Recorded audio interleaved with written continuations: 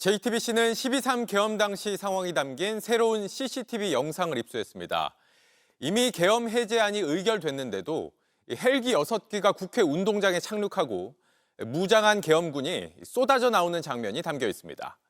윤 전 대통령은 계엄 해제안이 의결되자마자 병력 철수를 지시했다고 주장했는데 정반대 정황이 영상으로 남아있는 겁니다.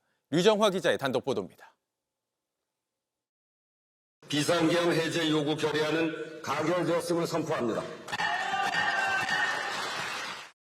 지난해 12월 4일 새벽 1시 3분 비상계엄 해제가 의결된 바로 그 시각 국회 운동장엔 헬기 3대가 차례로 착륙합니다. 무장한 계엄군들이 내려 국회 본청 쪽으로 이동합니다. 새벽 1시 14분 헬기 3대가 또 날아옵니다. 역시 군인들이 내리고 대기하고 있던 병력과 결합합니다. 그동안은 3일 밤 11시 50분쯤 헬기가 처음 투입된 영상만 공개가 됐었는데 새로운 CCTV 영상으로 계엄 해제 의결 뒤 추가 병력 투입이 확인된 겁니다. 윤석열 전 대통령의 주장과는 배치되는 모습입니다. 계엄 해제 요구가 결의가 나오자마자 바로 장관과 계엄사령관을 즉시 제 방으로 불러서 군 철수를 지시했고, 당시 특수작전항공단 관계자는 0시 30분경 2차 출동 명령을 받고 나간 헬기가 순차적으로 도착한 것이라고 설명했는데 국회의 계엄 해제 결의 이후에도 출동 명령을 중단하거나 변경하는 지시는 없었던 걸로 보입니다. 국회가 계엄 해제 의결을 한 이후 윤 전 대통령이 합참 결심지원실에서 1,000명을 투입했어야 한다며 김용현 전 국방부 장관을 질책하고 수방사령관에게 전화해 2번, 3번 계엄을 선포하면 되는 거니까 계속 진행하라고 말한 사실이 검찰 수사에서 드러난 바 있습니다. 윤석열 전 대통령이 군 사령부와 함께 논의했던 과정들 그리고 비상계엄 해제 이후의 군의 움직임에 대해서 특검에서 낱낱이 밝혀야 될 것으로 생각합니다. JTBC 유정화입니다.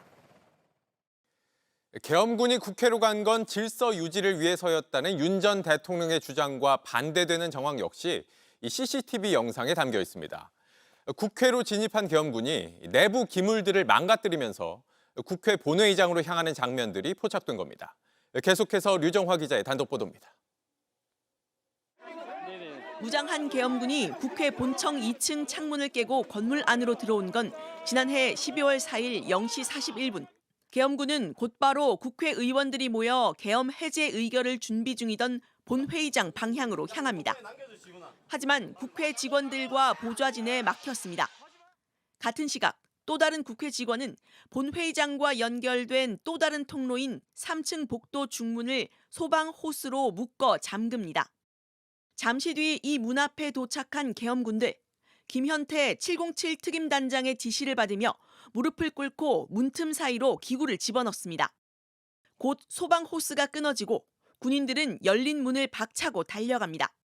JTBC가 확보한 영상 속 계엄군들은 물리력을 동원해 기물을 파손하고 본회의장을 목표로 일사불란하게 움직였습니다. 윤석열 전 대통령은 질서 유지를 위해 군을 투입했다고 반복해 주장했지만 질서 유지를 하기 위한 것이지 국회를 해산시키거나 기능을 마비시키려는 것이 아님은 자명합니다.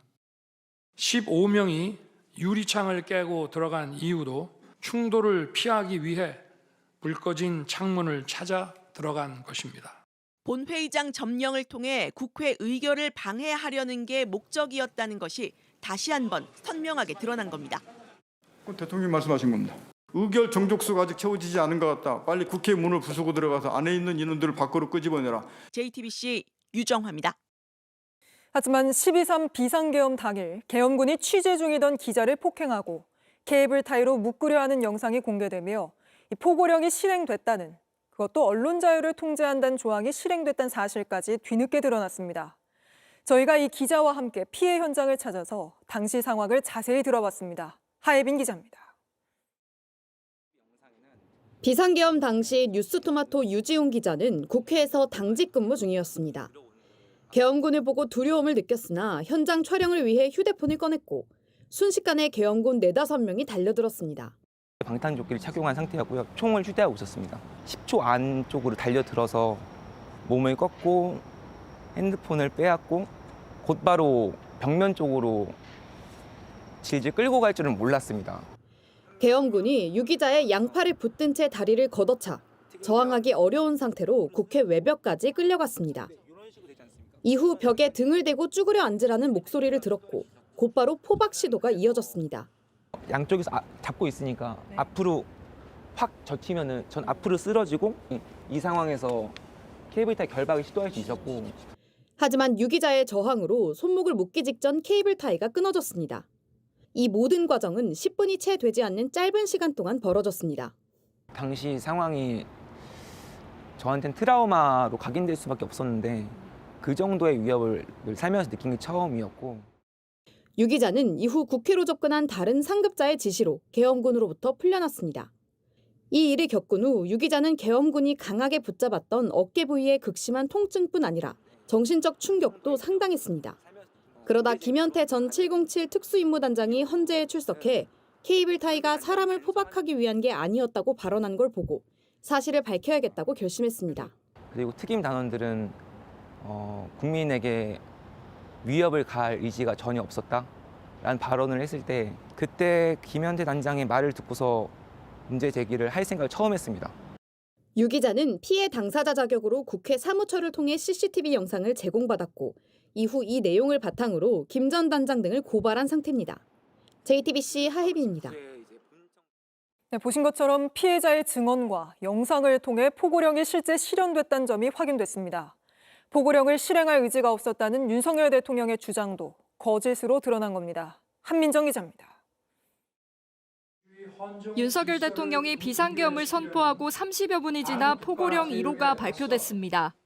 가짜뉴스와 허위 선동을 금한다는 2항, 언론과 출판은 계엄사 통제를 받는다는 3항 아래 이걸 어기면 영장 없이 체포 구금할 수 있고 처단할 수 있다는 내용이 담겨 있었습니다. 계엄 선포 이유와 절차 모두 위헌이라는 주장이 나오는 가운데 그중에서도 포고령이 가장 위헌적이라는 지적이 있습니다. 윤 대통령은 헌법재판소에 이 포고령은 김용현 전 장관이 잘못 베낀 거라는 답변서를 냈고 이후 탄핵 심판에 출석해선 의미 없는 포고령이라고 해명했습니다. 이거는 실현 가능성, 집행 가능성이 없는데 상징성이 있으니까 놔둡시다 이렇게 얘기를 한 거로 기억이 되고. 그런데 계엄군이 실제로 내란 사태 당시 민간인인 기자의 휴대전화를 뺏고 폭행하고 심지어 포박을 시도했다는 사실이 영상을 통해 드러나면서 실현 가능성이 없다는 윤 대통령의 주장은 거짓이 됐습니다.